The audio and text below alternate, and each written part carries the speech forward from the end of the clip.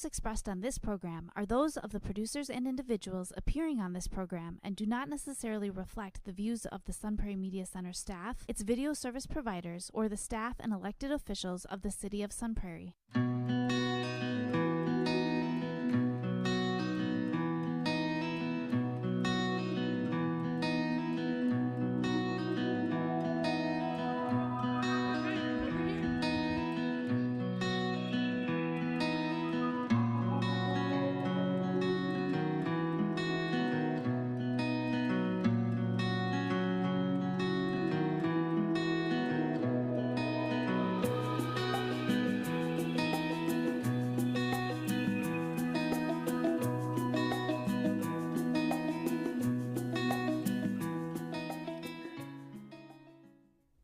Welcome to Moments of Strength. I'm your host, Mary Kaufman. In this show, we dive deep into the lives of mothers' unique journeys of parenting and personal growth. From juggling family dynamics to personal passions and career ambitions, we'll talk about challenges, triumphs, and pivotal moments that shape their lives, emphasizing the resilience and strength that comes with motherhood. Today's guest is Nicole. Hi, Nicole. Hello. Thank you for coming. You're welcome. So, Nicole, you and I have known each other, well, better over the last couple of years, but I think we really have been in each other's circles for probably over the last decade. Yep. Just in the background, extras, Yep. And you see these people in your life, you know, moms in the background, and then suddenly you're at an activity together and develop a relationship from there. So I feel like that's how we kind of got to know each other. Definitely through the girls. Yes. Yep. And I know your kids, and they're all great, and so I'm so happy to have you on. Thank you.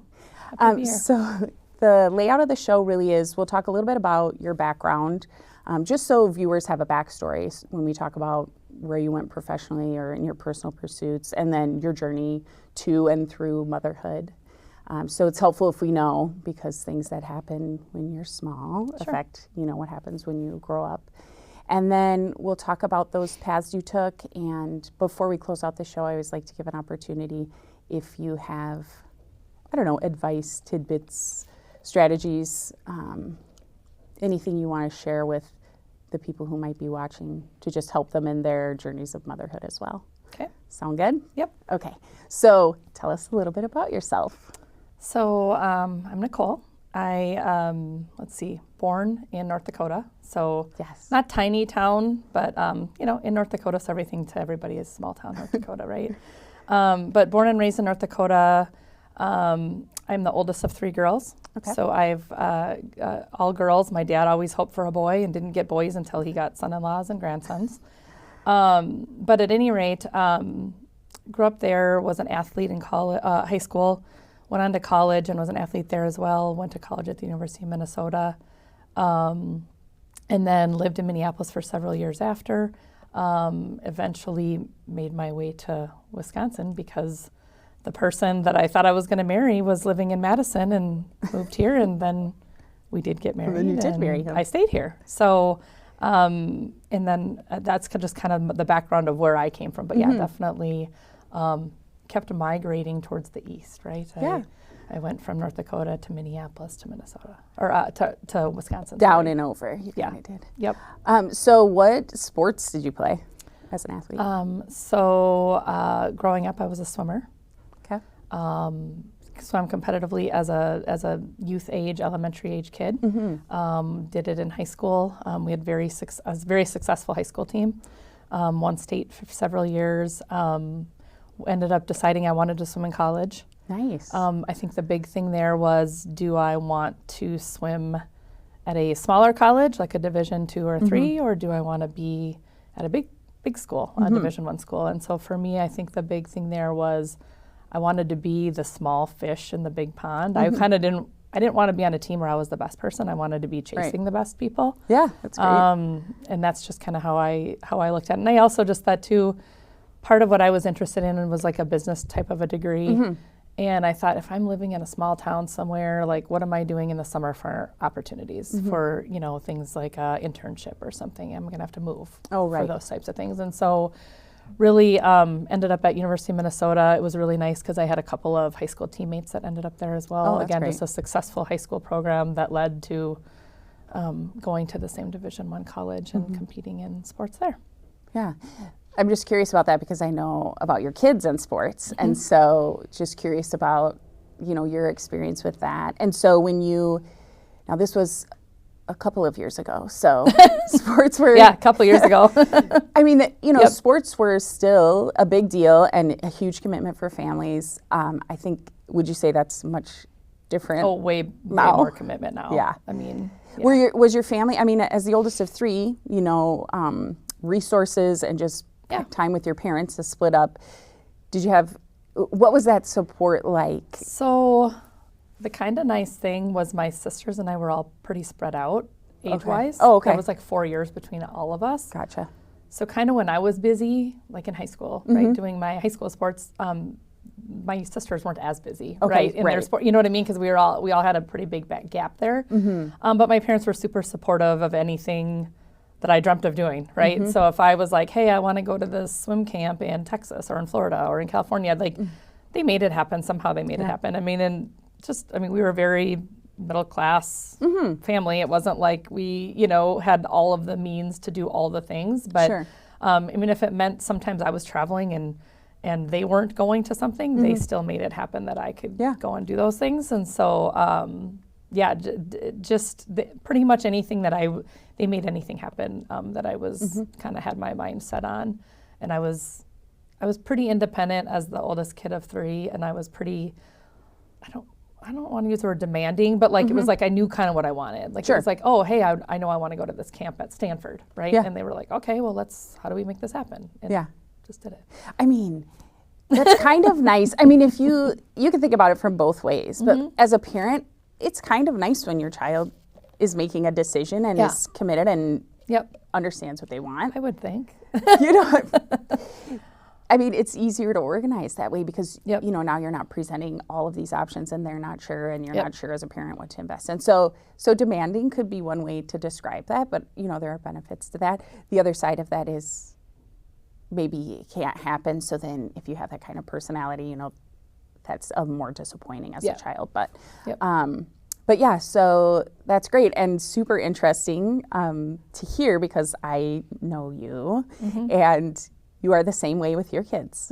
They're all involved in sports and they're committed and, you and your husband are very supportive of that and you make those things happen for them. So absolutely. Like your daughter was just was it Tulsa this last weekend? Yeah, I had one kid in Tulsa and one kid in Indianapolis. Yeah. And so we divided and conquered, and then one kid stayed home with the dogs. So everybody has to pull their weight. Yes. So. Yes. And he had his time too. Yes. So yeah. Yep. So that's good. Yeah. So okay. So then you finished high school, went to college in Minneapolis, and how was that? Because you were from a small town. Yep. And how was that transition for you?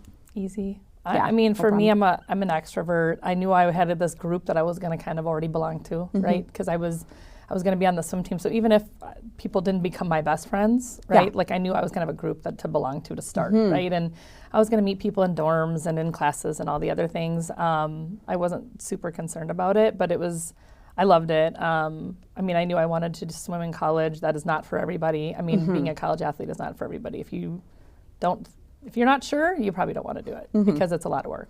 Well, and is it like early mornings?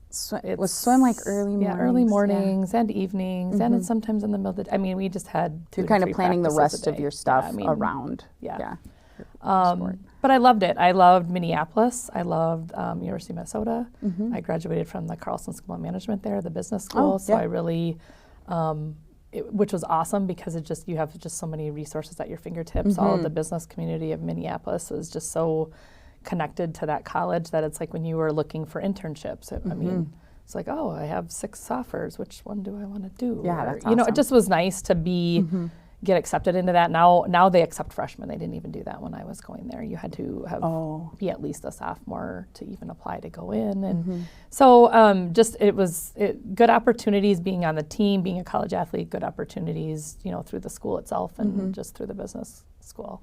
So really enjoyed Minneapolis, and then lived there for several years afterwards. And when I started my career and started working full time, and I ended up getting into a coaching role as well. I coached high school swimming for You did? several years, which not something I planned. Some kind of just fell into it, and enjoyed that and did that for a lot of years too.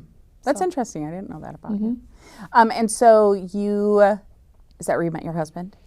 In Minneapolis? Or he also is from North Dakota? Yeah, it's kind of complicated, but yeah, we're both from North Dakota. Okay. Our parents live like 10 minutes apart. Oh. We did not go to the same high school. Okay. I know it's hard to believe that there's two apart? towns Okay. in 10 minutes, Yes. but yeah, so we did not go to the same high school. We knew of each other growing up. I knew his brother. His brother was the same age as I was. Our siblings ended up being in the military together in the National Guards, and were deployed to Iraq together. And so we had met several times, over the years through different channels, but never, we ended up actually starting to really talk and started to date when we were both back seeing our siblings coming back from their deployments. Oh, okay. And so we kind of ran into each other when we were back in North Dakota seeing our siblings, and then started talking long distance. And he was here in Madison, and I was in Minneapolis. And Okay. dated long distance for about a year, and then ended up making the move. So, Yeah. That's a big move. Yes. Move for somebody else. Yes. Okay, and so then you come here Yep. and you get married at some Eventually, yeah. few So when years or something. I moved here, the really hard thing for me to move, I think, was that I really liked my job in Minneapolis. That was at a time when working from home wasn't like a thing. Oh, right, no. I mean, I felt like a trailblazer, which sounds just completely crazy because now so many people Right. work from home. But long story short was I didn't want to leave my job. I knew that I could do it from here. And so I had to kind of make a proposal to my boss at the time and just say, hey, I want to move to Madison. Here's why. I really like my job. I like my group. I like what I'm doing. I don't want to leave it. Could we try this out? Could we see if this could work? And so I had made this proposal. I had to, investigate the things I needed to be able to work from home. We did a trial run for a 1-year period, and I ended up working from home for that company for 13 or 14 years. Oh my gosh. So at any rate, they didn't want to lose me. I didn't want to leave. Right. And so it kind of worked. So I ended up moving here and started working from home. I think the biggest adjustment for me was just being home. All the time. A lot, because I am an extrovert. Right. So for me, it was really when at the time he was my boyfriend, right? So when Ryan would show up at home after work, I'd be ready to go, because I'm Yes. Now while I was on the phone with people and had lots of interaction with people all day, I hadn't been around anybody all day, and I didn't know people here yet. So it was I needed to figure out how was I going to find some friends. Yes. I didn't have kids yet. I really only had, it was my husband and his friends, and Right. that was kind of how I started. And then it was neighbors, a little bit of neighbor stuff and things like that. But probably my biggest challenge was just feeling like I needed to figure out some stuff that I was interested in doing here, and how to meet people here, and how to find a friend group here. Because like I said, and a lot of times, that happens at work. And I wasn't going into an office, right? I wasn't going into work. By default, you're sort of interacting with people. Some of those people you don't even look forward to seeing every day, but that you get fed. I'm the same way. Just being around other people you just get fed by that. So yeah, I understand that. So it was interesting. So when I started to do that, I think my dad and Ryan at the time they both were you're never going to make it. This is not going to work. You're not going to like it. You're not going to make it a year. You're going to have to find a different job. That when I was kind of oh yeah, okay, sounds like a challenge. Yeah, I feel like I'll accept that. But no, it was definitely definitely an adjustment. And I just, like I said, it took me a little time to just kind of start to get out and find my path here and find my way here. And definitely a lot easier eventually once we had kids, because then it was as we all know, right, we start to have friends. Yeah, we start to become friends with our kids' friends' parents. Right? Just because we're spending time with them. Yeah, it's kind of like going, it's not a job, but you are around these people, and, eventually you can find similarities. I think your story of moving, men do this and women do this when they're going to get married, and arriving in a new place and whoever you moved for might already have that group. I think people are in that situation kind of a lot. And it's like, where do I start? Especially the working from home thing, because you don't have that, you're not sort of thrust into a group of people and then you can sort of cherry pick, who it makes sense to be friends with. So that's a challenge for people, I think. Yeah. And definitely a challenge for an extroverted person. I'm just used to being kind of on the go and doing stuff and being with people all the time and having a social calendar and having things planned socially. And it was like, how do I find people to do things with? Well, and even the energy shift, he comes home and like he's been around people all day and it's like a different. He wants to relax. I'm like, and you're like, we're gonna go work out. I'm just getting started. This is shift 2. So I think that's kind of a common thing that people go through. And fortunately for you, you figured out how to make those connections, and even neighbors too. It's so permanent. So you have to see who's there and how. Then you have to manage that after those introductions. Okay, so the other thing I wanted to say was that you said that was important, and I've done this too in my life, is when you're working somewhere and you're bringing value to an organization and they recognize that, I think sometimes people just go, well, I'm moving and it's, bye. This is, I'm sorry, this doesn't work out, I feel sad, and I'm going. Right. This can happen with, you don't even have to be moving, but just the fact that you were like, well, I don't want to leave the business. There's a way around this. Let me propose that to you. I think a lot of times people won't do that. But, we have a similarity in that if there is something that can be done as a possibility and it's going to benefit, we'll try to connect those dots. For sure. For other people who may not be willing to take the time to do that. For sure. And companies and people in relationships and your children, everyone loves it when someone comes with a proposal that makes it easy for them to say yes to something. Yep. And you did that, at a time when, again, people weren't working from home. Yes. Yeah. And so it would have been no big deal if everybody was doing it. It'd be like, right. They'd been like, sure, sure, sign whatever. up with everybody else. Yeah. So you were a trailblazer in a way, and I just think that's an important message for people. It's like, if you think it can be a thing, the worst thing that's going to happen is you're still going to have to leave, but you're going to do that The worst anyway. they're going to say is no, but like if I don't ask, then it's still no. And when you ask, to come prepared with the how. Because it's like, I have this idea, they might like it, but you don't want to give them more work to figure it out. So. Correct. Yeah, so I kind of did my homework. I was like, here's why I don't want to leave. I love this job, blah, blah, blah, all the things, right? And here's what I think, here's what I need. Here's what it's going to cost for me to do this. Right. Oh, that's here's the other the things thing. I need to have in place for me to be able to work from home. Here's what I'm willing to do. I'm willing to come back to Minneapolis, XYZ number of times a year or number of times a month or whatever, at the time I had proposed. And then it was like, we can evaluate every quarter, every 6, whatever. And really, at the end of the day, I just had good support in my team as well. I mean, my boss and my bosses. They didn't want to lose me, and I didn't want to leave. So we just were all very committed to saying, let's try it out. I mean, if it works, awesome. We can do it for however long, and if it doesn't, well, then we'll deal with that when we come to it. Yeah, that was a great move.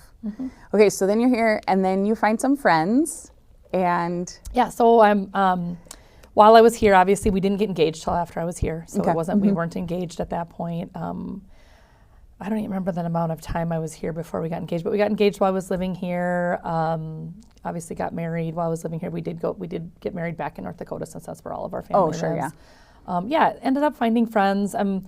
Started with, like I said, some of the wives of friends that my husband had, or girlfriends or whatever, a little bit of neighbor stuff. And then also I just started to do different, tried out different places for working out. Like I was like, I'm gonna, try this thing at this place, and this, I tried to look for a place that I liked in terms of getting into a groove with just getting to the gym every day or whatever, and thought, okay, I can probably also meet some friends that way.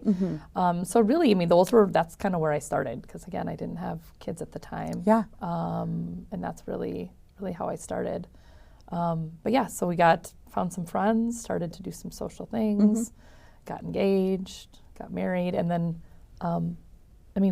we knew we wanted to have kids pretty early, because I felt like we were old getting married. I was 1 month from turning 30 when we got married. So it was like, okay, well, we can't be married for 8 years and then start to have a kid, right? Like I don't want to be 90 having kids still. But I mean, so we both knew we wanted to have kids pretty quickly. And it was like a few months after we got married, and then we found out we were pregnant. We're like, oh gosh, I guess we're really having a baby now. Yeah, here we go. So we were together for a few years, obviously, before all that. But so we didn't have a lot of time as a married couple before we just started having a family. Right. And then we had 3 kids very quickly. So we had our son in 2007, our daughter in 2008, and then our last daughter in 2010. So we had 3 kids, 3 and under, 4 and under, 4 and under. So yeah. I'm familiar. I was there too. Yeah. So, and then, okay, so let's do the motherhood thing. So you're working. Yep. And you're going to have a baby. From home. Yes. Okay. Still the same job. Yep. Yes. The biggest thing there was the adjustment was going to be, I shouldn't even say adjustment. The change was going to be that it's not like I could keep my baby home. It's not like I could be like, hey, I'm working from home, so I don't have to pay for daycare, right? That was very clear from the get-go of anybody having a kid. You know what I mean? Different if you have a 10-year-old, right? Because they can entertain themselves and take care of themselves. But so we did home daycares with our kids as they were growing up. All 3 kids were C-sections, so. Nothing was what the plan was. I mean, going in, obviously, but which was fine. I didn't know any different then. So by the 3rd one, it was like, yeah, whatever. Just whatever's the safest for the baby and I, let's just do that. Yeah. But yeah, so we had kids. Everybody did home daycare. We didn't do any centers or anything like that. I shouldn't say that. We did eventually move out of home and did a country learning center, which we loved. So we did kind of do not as babies. We didn't do a center I should say just as babies. But so we had a lot of daycare bills. I continued to work from home. We had daycare bills. There was at one point we had all 3 in daycare for 18 months full time, which was a very painful. So you had like 4 months. jobs, so you could pay for that. Yeah, I felt no. But we were kind of like we really can't. We were like, it's just a small period of time. It was a year and a half. Such a strange, yes, because you don't want to leave because you're going to need it when it just is so temporary. But it's very hard to remember that when you're in it, that it's temporary. And it was nice because I had flexibility. Yeah. Yes. One thing that my husband didn't have was flexibility in his job. So it was very good that I had that. So I was typically the person getting everybody up in the morning, the person getting everybody to daycare in the morning, the person picking up because I was at home working, I could just run quick and do the drop off. Right. I could run quick and do this. It wasn't something that was taking me hours, right? But so that has been huge for us. My husband's job, I would say now he has a little bit more flexibility, but overall in general, he hasn't had the flexible job. I've had the flexibility. Right. And that's been really important as I've moved through different jobs and careers and places that I've worked. It's like that's the one thing in an interview I'm always like, how flexible or inflexible is this job? Because I need to have the flexibility because my husband doesn't have a lot of it. And so that was very important anywhere I've had to move to, whether it was by choice or not. That was a big thing for me. Yeah. So that flexibility piece, and that's another thing too in an interview, I think, not to sidebar into interviewing, but a lot of times the person being interviewed feels like they just, whatever is there, they'll take it because they need a job and I think a lot of times, employers want to know a little bit more because if they're going to hire you, they want to know what's going to keep you there, keep you committed, especially these days, where there's a lot of movement from job to job. So, so I think it's okay to speak up as long as you're being sort of candid and in the best interest of the company as well as yourself as the employee. So that was, some of my big things is always just, hey, I have young kids, I need flexibility, so I need to just know is this a job that has that or not? And then I think the other thing for me was also, are you wanting me to be traveling every week, or are you wanting me to be working 100 hours a week? Because if those two are the cases, that's also not going to work, right? And so anytime I've had to do any job changes, that's always just been a big thing, and I've just advocated for like, if you don't have that, then it's just probably not for me, because like we both can't have inflexible jobs and have 3 kids, and like we don't have family around here. Right. We have zero. I mean, not to say we have zero support system, because we have tons of friends who would do many things to help us, but everybody's busy. Right. So they can't be helping me on a daily basis every time I need Right. something. So we really needed to just, make sure that I still had the flexibility, as for the job, because just my husband's didn't have a lot of that. So. And what he does for a living makes sense that he, Right. Doesn't work from home. So. Right. Okay. Yeah, during COVID, he was still going to work. Yeah. Oh, There were one some of not many professions- people. Yeah. Yeah. Some professions that still do that. Okay, so you have your first baby, Yep. who is not a baby anymore. No, he's a giant. Yes, my first He's a baby. giant. Yeah, my first baby is now 17. He's a senior. He'll be 18 soon. But yeah, he was a really hard baby, though. Like, he just was, everybody's like, oh, is he colicky? I'm like, I don't think it's colicky, but he was fussy. He didn't want to take a bottle. He didn't want to take a pacifier. If he was hot, he was mad. If he was, he was, and then he was super busy. I mean, he was like walking at 8 or 9 months and climbing on things. And we're like, oh my gosh. Climbing out of his crib, we had to put like the mattress on the ground, and inside the crib area, and then it's like all of a sudden we moved to like a toddler bed, and then he's like calling for us to get him out. We're like, what the heck? Like, okay, but yeah. So at any rate, first baby, challenging and very busy. And then we moved on to the girls, and they were super easy babies. Took any bottle, took any pacifier they could find anywhere.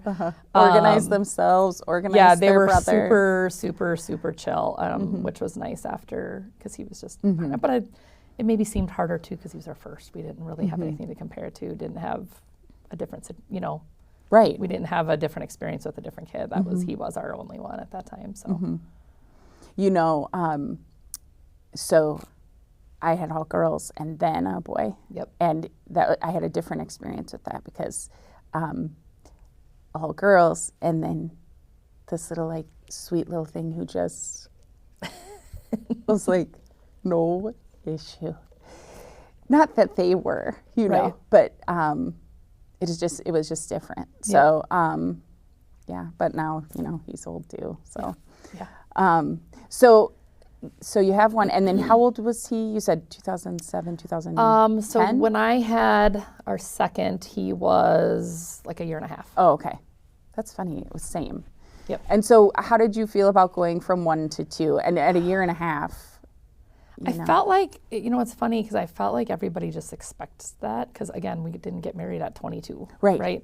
So I felt like everybody is kind of, you have one and it's like they turn 1 and it's like, oh, when's the next, and we're like, yeah, the next one's coming soon, type of thing. But it really wasn't too bad. Like I said, I think by the time we actually had our second, and he was, almost a year and a half or whatever, like he was past that hard baby stage.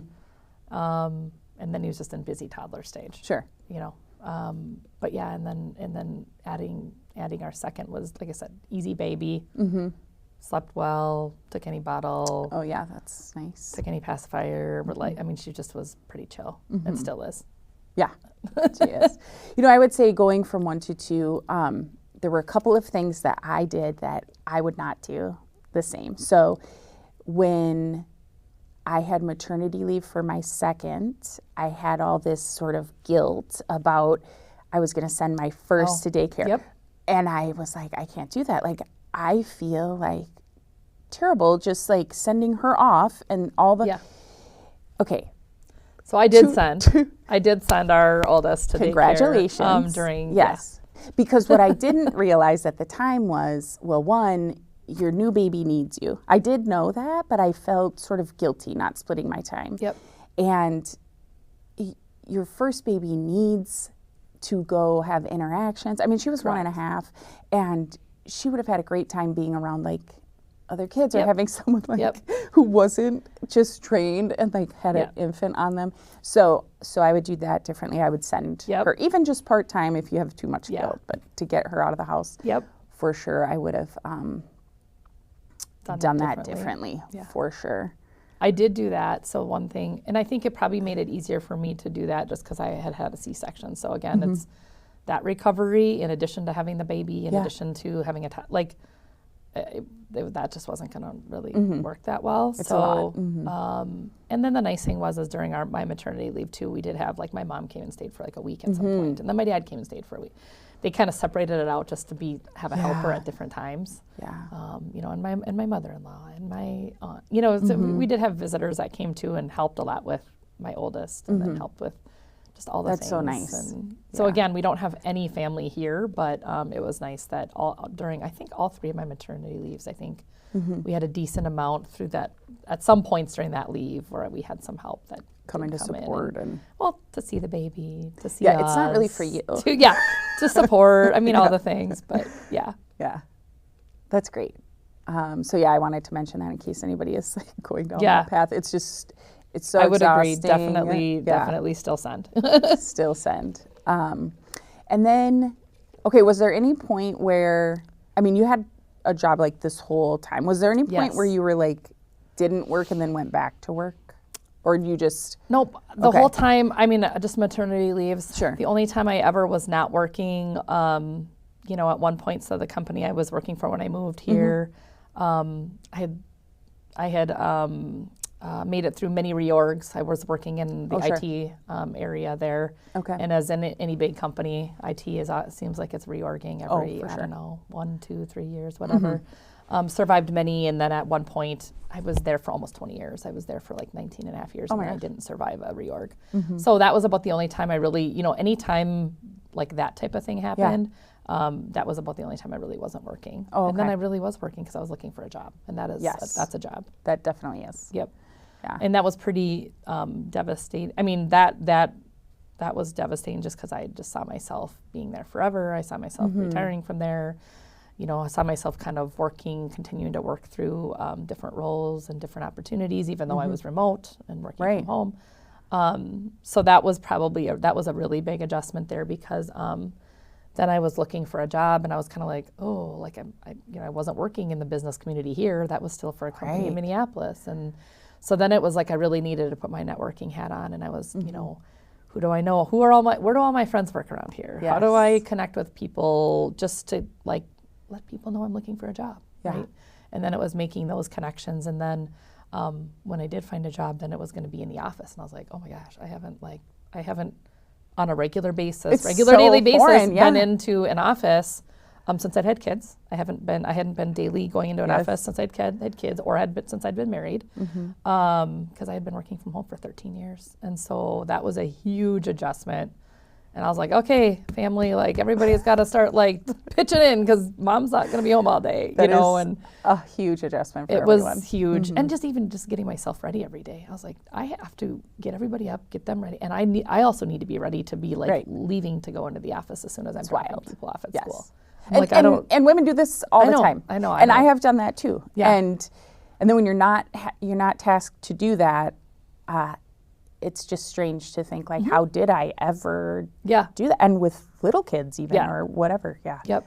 So then I was working in an office till COVID hit, and then everybody's freaking out because they had to start working at home, and I was like, oh, that's easy. Like I can tell you all. Like so what was great was that I could really provide some good insights and to my team who hadn't been working at home and things like that. And I think everybody's really nervous about it, but at the end of the day, people were like ended up after the fact liking that because they're like, wow, I can get so much done. Like, like even just like the things that you love about being in the office, like, oh, somebody just stops by and chit chats, or oh, let's go downstairs to the cafeteria and have lunch or coffee. But those are also the things that like are like make you not get a lot of things done, right? Those are the things that are distracting, right? And so I think then during COVID, a lot of my coworkers were like, I actually kind of like working at home because like I am just so productive. Yes. Well, nobody's stopping by for coffee or to chit chat or to, you know, but at any rate, so made that shift to working in the office. Then COVID hit, working at home. And then again, there was a reorg and that I didn't survive there. There's a few people let go in my area. And then, and now we're back to working from home fully. So. back it's home your I am. destiny. Yeah, and I don't mind. Like I said, I don't mind it. Mm-hmm. I like the flexibility. I have a friend group now. I'm not like feeling like but I do get still a little bit stir crazy when I'm Mm-hmm. home all day. I'd like to, in the evening, it's really hard for me to just be like, oh, I'm going to chill out and watch TV. Like that Oh, I know. that doesn't really happen for me. That's not Me too either. normal. I am So. not that kind of person. Well, and then here, it's like daytime is like what, 45 minutes? No, it's Yeah. like Daylight, you mean? So yeah, it's just so short. Yeah. And so, even if you want to do something that's cold or whatever, Yep. the winters it's tougher socially, I think, to For sure. make that happen. For sure. And then your kids are all, activities and Yeah. jobs and stuff Yep. like that now. Yeah, definitely busy kids. Everybody's in sports, and if they want to be in something big and want to go to some big stuff, we've started to do that a couple years ago. And so just trying to make what's realistic happen for the thing, to help them achieve their goals, and also not put us in the poorhouse living out of our car type of a situation. We don't want to burn them out either. So it's like we're trying to get them opportunities that are good.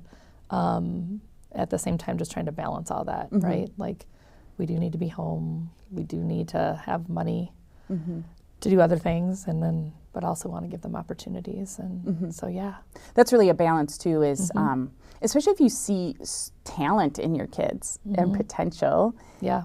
And also, if that was something that was your wheelhouse when you were younger too, and you just see this and it's like you want to encourage it because you can see how that's going to turn out. Yep. And maybe they're not interested in that particular sport.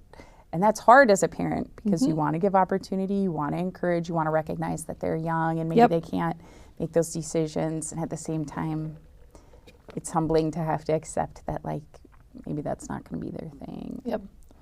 Yeah, and that's the thing. My husband and I were both athletes growing up. I did, like I said, I was a swimmer in college, coached. We both have coached many years.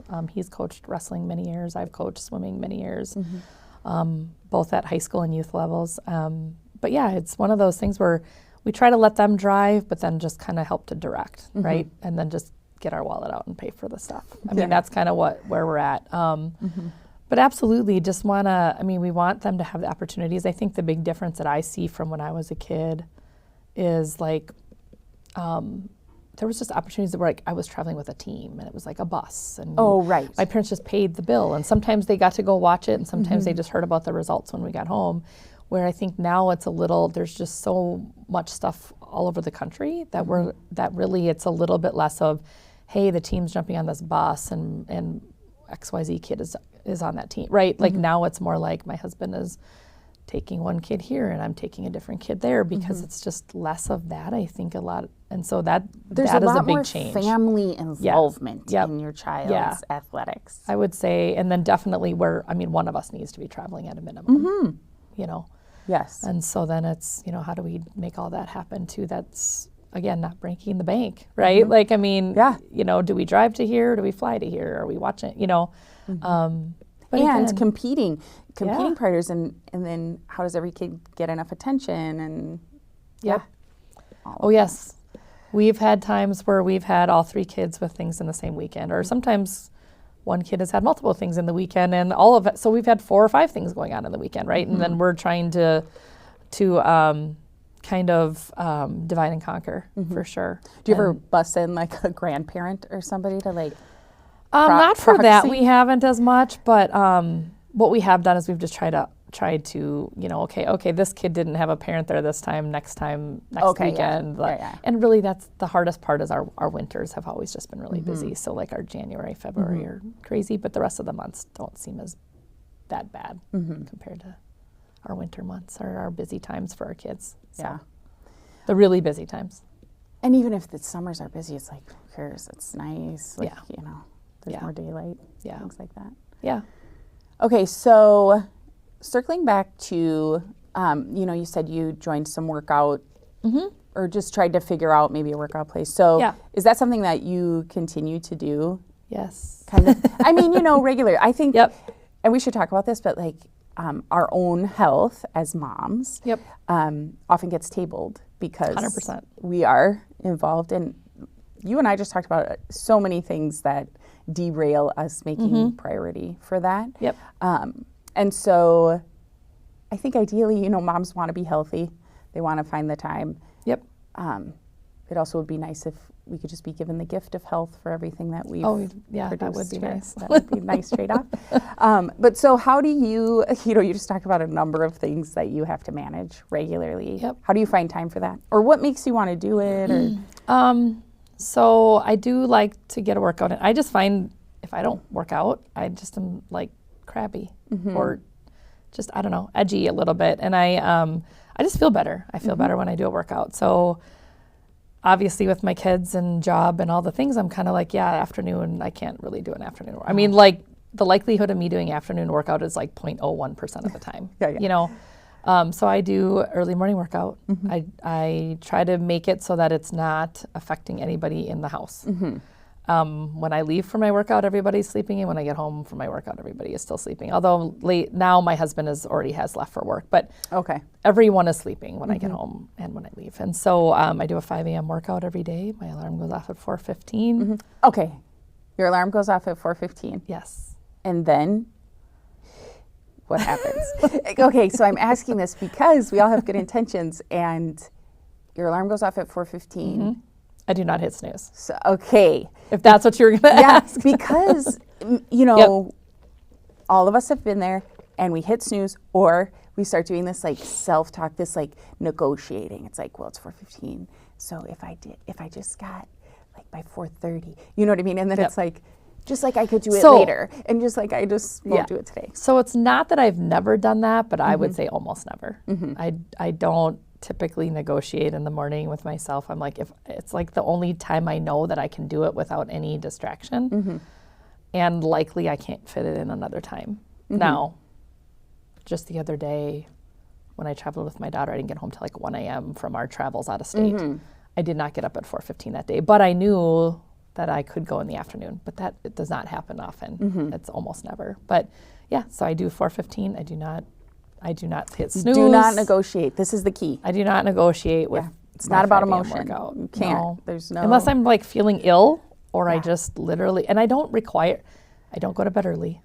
I don't require a ton of sleep, but I do require some, obviously. Yeah. So I mean, as long as I can get 4, 5, 6 hours of sleep, I'm good to go. And so yes, I do not negotiate. Okay, this is so important. Yes. Yeah, you cannot give yourself any leeway. It's like the alarm goes, your feet need to hit the floor. Yep. Yes. And I just go, I mean, I don't like lay back down. I don't reset my alarm. I just get up and start moving. You have to move. Okay, and so you leave the house, right? Do you go to like a group? Something? Yeah, I go to burn boot camp here in Sun Prairie. Okay. I love it. I just have made friends there, right? Like, I mean, again, another place to meet like-minded people that want to, and it's a special group of people that want to get up at 4:15 and do a 5 a.m. workout. That is not for everybody either. But usually the people that are there, they want to work hard. They're not there for social time. And again, they're all busy moms, most of them. And so they're also there because that's the time that works for them and to make the time for themselves. So that's great. Yeah, I think that's some motivation we can give. But the key is no negotiating. Yes, I would say so. Once you commit, that's the thing. You do it, you go anyway. It's easy to get pulled into something else if you do it later in the day. Easy to get pulled. I mean, just other things take priority. And at 5 a.m., what else is there? Like, nothing else needs to be happening. No. Everybody's sleeping. Yes. Unless you have babies. Yes. So I always think, up until like between when your baby is born and age 5, listen, you do have to sacrifice. Correct. Your whole. And I wasn't doing that I don't know when I started there, but either way, I wasn't doing a 5 a.m. probably at those points. You probably were doing a 5 a.m., but it wasn't a workout. It was like feeding or, grasping at like some shred of sleep. But yeah, so 0 to 5, I think you sacrifice everything. It just, the brain development and everything that's happening with your child in those years is so critical. And if you can be there for it, great. And if you have to, use in-home daycares, obviously, it's great if you can do that. And those are good for you. And then once your kids are school age, that's when you can start to get back in touch with, who you are and what are your goals. And exactly. Yeah. And now your youngest is 13. Yep. Youngest is 14. 14. She 8th just grade. turned- Yeah. Okay. Yeah. So I've got a 12th grader, a 10th grader, and an 8th grader. So two things. One, I remember when the girls were, because my daughter's same age as yours, I think they were in third grade. And your daughter said she told my daughter that she had gone. I'm like, oh, geez, I don't know. What did she tell her? Did she go to a workout with you? Oh, she probably did. Yeah. And then you got coffee after. Oh, yeah. Yeah. And I remember thinking, like, she took her with. Like, that was just so. And, your daughter is just, like, so energetic and happy and everything. Yep. It was just so great. But yeah, I do remember that. We didn't even really know each other that well then. And, yeah, so, I forgot what I was going to say about that. But I do remember that workout thing. Just her attending and being so excited. And Yep. I remember thinking, like, she went with, it's just, like, so early in the morning, and she still got up and went with her. And, yeah. Yep. So. And they don't do that on a regular, but they all do like to do workouts, and they do. Yeah. So, Yeah. It's kind of a family. Like, your family is kind of all athletic and. Yeah. Everybody does something. Yeah, that's good. Okay, so now the other thing I wanted to say is, so you have a senior. How are you feeling about that? Oh, we're just trying to figure life out. Like, we're trying to figure it out. Like, I feel like when I was in high school, I don't know, I felt like it was easy. Like, I don't know, maybe all these things had to happen too, and maybe my mom and dad just did it and I didn't know. I'm not really sure, but I feel like there's a lot that goes into just figuring it out. And What's next? Yeah, what's next and how do we navigate it? And, his first comment was he wanted to get far away from here. Like, wanted to be somewhere warm and not landlocked. He wanted to be somewhere near the ocean. And I was like, didn't we all want to do that? I mean, it's like negative 20 here today, right? Like, we all want to be somewhere warm and near an ocean. But we were just kind of like let's talk about this. Let's be realistic, right? And he didn't want to talk about anything close by. He didn't want to talk about anything in the Midwest, not in the state of Wisconsin. And finally I said to my husband, I said, I think this was in the fall, like this past fall or at the end of the summer maybe. And I said, well, I think we probably need to take him to visit the school that he thinks he needs to go to. Yeah, like good maybe, idea. Maybe something will click that like, yeah, this isn't for me or whatever. And thankfully it kind of did. But we're just sort of like, so you just want to do a business degree at this school that costs this much money and it's so far from, like, you just can't come home on the weekend and you just, like, we feel like there's better options. Let's talk more about this, right? And so we kind of got him out of he needs to go far away into that school specifically to the point of, like, let's actually sit down and talk about what are some options available. Like, what do you really want to do for a job? What do you think you want to do? I mean, it's really hard with these, for kids that are 16, 17 years old to be like, oh, I know what I want to do for the rest of my life. Yeah, it's so But I think the other challenge right now is that the job market in the economy is just not awesome. You feel like every month there's another company laying off 500 people or 5,000 people or like, and so we're kind of like, what are you really interested in that you might be able to just, is going to have longevity in a career? Right, because you still have to get through school to get the degree get to that. or whatever, and then that job still has to be a thing. Correct. And so we just were like really had to have some sit down conversations about what interests he might have for real. Yeah. And we're like, college is expensive and you are paying for part of it. I mean, at the end of the day, I paid for some of my school, my husband paid for some of his school. We're the same. I think you got to have some skin in the game. Otherwise, like, what's your motivation to, like, passing your classes and doing well and going out and getting a job if we just keep handing you everything, right? So we've just had to have some of those deep, hard, like, life-changing, I don't want to say altering, but, like, just some planning set, like, what's really the plan here? It's hard to, and we don't have to talk about, like, the details of what he's deciding or anything, but, like, my daughter left in the fall, and that's just been really interesting to compare, when I went to school with, because that's all you can do, and, like, kids get annoyed, but, like, listen, I had an experience, that's all I have to draw from, so, right. to compare that to to what she's doing and where she is and how she's navigating this. And I talked about this, I think, maybe on the last episode too, but just there are so many options. You know, I think for us it was like graduate and go to school. Either you go to like a trade, or you go to a college, or you go right into a job. Yep. And now it's just, there's so many options. It's like, you know, when I used to take my son to the store when he was like 3, and I'd be like, you can pick a toy. Okay. And just put him in an aisle. He was so overwhelmed. Like, Right. He couldn't barely do it. It's super overwhelming. You know, like our biggest thing was we just wanted to make sure he was thinking about all the options he had, because our biggest thing was, I'm like, you don't have to just jump into a school just because you feel like you have to. Right. Like let's make sure, like, what's the plan? If you don't know, let's stay home and maybe just go to MATC and do some classes, get some generals out of the way for inexpensive, right? Like, I don't want to just go to school because you feel like you have to. Right. And are you sure you don't want to do a trade? Trades are a lot less investment up front in terms of, you know, cost of the schooling. Right. You're going to come out making good money right from the get-go, and that is always going to be there. Those trades aren't going anywhere, right? So we really had to, like, I mean, just kind of talk through, like, don't feel like you, just because you have a lot of friends that are, that know exactly what they're doing and know where they want to go and know all the things, like, if you don't, it's okay. Like, that was a big thing in our conversations with them, is just, like, let's talk about it and let's try to figure out, and if you don't know, that's okay to not know. We're not saying you have to be out of here in, like, September and, like, you know, like, you can't come back. Right. I know, and I shouldn't be like this, but I'm like, come back. You left? Come back. Come back for me. I think it'll be probably very hard when he does, you know, leave to do things, and when he does move and starts that kind of chapter of life. But I mean, I have a little bit of time. Don't think about it. Don't go down that road. Mentally. Yeah.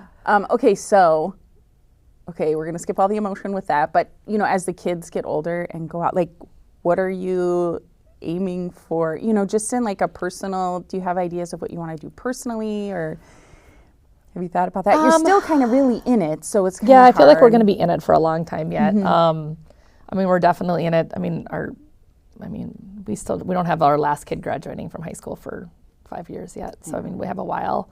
But I don't know what happens after that. I mean, you know, my husband's always like, oh, let's buy land here, buy a cabin here, do this or that, and where do we want to retire to? I'm like, I don't know yet. Like, I don't even feel like I'm old enough to be talking about that. I'm trying to go to Burn Boot Camp. I'm in my 40s, right?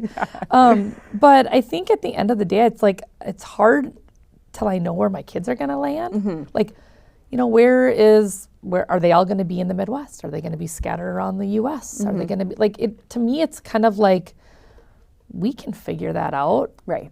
We don't have to decide today. Correct. Do we know we're going to retire at some point? Yeah. Do we, if we have, you know, our kids are married at some point and have kids, would we want to be able to be seeing grandkids? Absolutely. I don't want to be 52 states away, you know, and have it to be a 1,000-mile trip to get to see that, right? So some of those things I don't know that we know. I mean, my husband would be like, oh, I want to be in the middle of the woods and in a cabin. I mean, he just would, like, loves to have land and loves to be somewhere where he can hunt and somewhere where he can fish and all the things. But I mean, that could be any state. Like, there's places to hunt and fish all over the place. So I don't know where that takes us at some point. But all of our families in North Dakota, we definitely don't get back often enough. Right. You know, there was a time in our lives when we thought, oh, we wanted to be back there. We wanted to be close to family. And, sure. We tried for a while when the kids were, I think we didn't even maybe have our third kid at the time, but we ended up staying here and we're still here. So TBD, I'd say. We have a long ways we have a lot of things that we got to make it through with the kids, I think, until we're really have to have serious conversations about what that looks like. But okay, so circling back to, you know, the challenges of motherhood, is there anything that you have experienced, or, I mean, it could be a life lesson or something like that, that you think, or just some offer of wisdom or advice or anything that you think, you know, if there are moms watching who are, maybe they're aspiring mothers, maybe they're not moms yet, or maybe they're a new mom, or they're just somebody who is where we are and just still in the throes of it with kids that are, getting a little bit older? Anything that you have that you want to say to encourage or support? Maybe a couple things. So the one thing we did right when our kids were babies was getting them on a sleep schedule and getting them to be able to get to sleep time. Like, didn't take 2 hours to get them to sleep. We didn't have to lay with them to sleep. Like, it was funny. We'd have people babysit our kids when they were babies, and they're like, your kids just go to bed so easily. Oh my gosh, like, how did you do that? And we're like, okay, we're not parents of the year by any means, but that one thing we did do was we were able to get them in just good sleep habits from the get-go. So I think if there's people who don't have babies yet and are thinking about having babies or whatever, that's huge, because that's like a life thing, right? Like, I have friends who still have to live with their kids and they're like in middle school. And I have, I know people who even had high schoolers staying in their room still at night. Like, that was important. I think then as the kids have gotten older, I just think some independence and autonomy. I think we have to, I like to let my kids have some rope, right? Yeah. And the big thing to me is, like, they have to figure out how to make choices. And sometimes they have to make the wrong choice and figure out what and deal with the consequence. Like, I don't want to orchestrate everything. I'm too busy to Tired. have all of that. So I do try to, I probably give my kids maybe more autonomy than some people do, and I'm not trying to track everywhere they're at every minute of every day. But I want them to make some choices, and then be able to make their own choices and figure out what's the good choice and what's the bad choice. And if I've got to give some consequences because they made a bad choice, well, then that's where I come in, right? Like, Right. I'm gonna help to redirect. Not to say that I'm just there, like, out, running wild in the streets of some Right. city, but you know what I mean. So with some of that kind of stuff, we like to give them some freedom a little bit. And I don't know, I feel like I have good kids. I feel like they're making good choices for the most part, and I don't feel like those have been bad choices for us for how to raise them, I guess. Right. That is important. The sleep thing, and there are so many resources now for how you can sleep train your kids. And I will say that is super important. I also did not do that. But if somebody stayed with our kids, the kids would sleep for them. Of course. So I'm not going to connect that for anyone, but I think I was the issue there. Maybe there's a connection. Yeah. And then the other thing is learning to allow them to fail, or to try things and mess up, or try things and, maybe they get hurt, or that was also really very hard for me, because I am want to protect and organize and play out all the paths to see which one is going to be the most efficient, most effective, least injury, whatever it is. That's also not always great for your kids, because they do need to learn. And my parents didn't do that for me. I mean, they did plan some things, but we went out and just went on our bikes and were gone all day, and ran through the woods and did all kinds of stuff. We didn't have cell phones, and nobody knew where we were, and we still came home, and all the things, right? I mean, I get we do live in, there are some maybe scarier things, and with social media, there's a lot.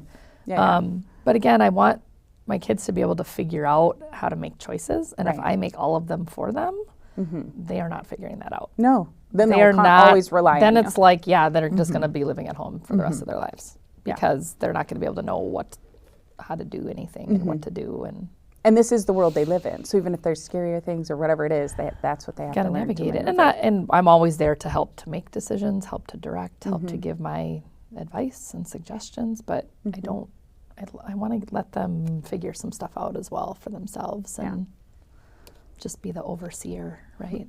So the support. Yeah. So yeah. Good. Okay. Well, thank you. We probably could go on. Right. When it's warm, we'll go on a walk, and then we'll talk. You don't have to do that. We'll get you out of the house from working at home. But anyway, thank you so much for coming and joining me. Thank you. I really appreciate it so much. It's been fun. Yeah, I was nervous, but this was good. This is easy. Okay, good. I appreciate that.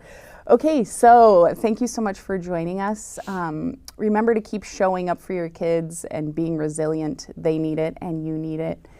Keep your perspective, but don't be afraid to step into somebody else's, like we have with Nicole today. Pursue your goals. Don't hit the snooze button. Get up. and do it anyway. And remember that you're not alone as a mom. There's a community of 2 billion of us, and we are here for you. Thank you.